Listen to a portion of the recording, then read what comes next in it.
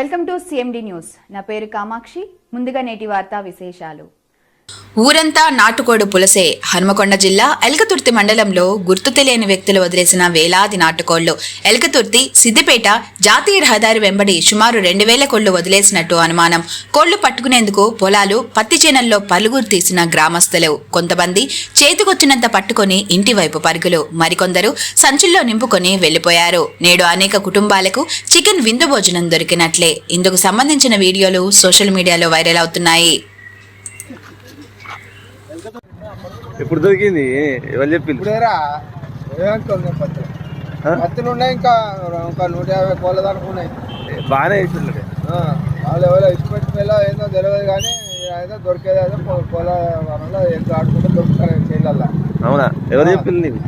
ఇంకా పాలం తల్లి కూడా కమ్మినే ఉన్నాయి, కాదంటే అక్కడ కూడా చూసుకోండి.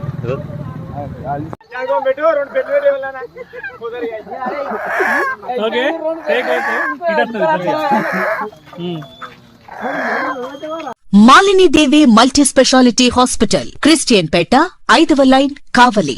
Doctor Gottipati Malinidevi, MBBS, MS, OBGY, కాన్పులు మరియు గర్భకోశ వ్యాధి నిపుణులు.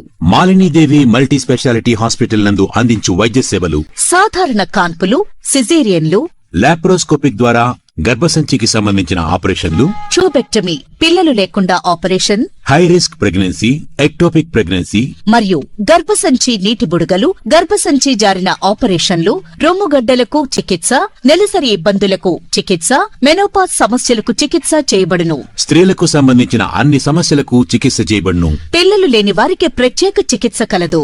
ముఖ్య గమనిక: మా హాస్పిటల్ నందు కాన్పోయిన తరువాత తల్లి బిడ్డను ఉచితంగా మా వాహనంలో క్షేమంగా ఇంటికి చేర్చబడును.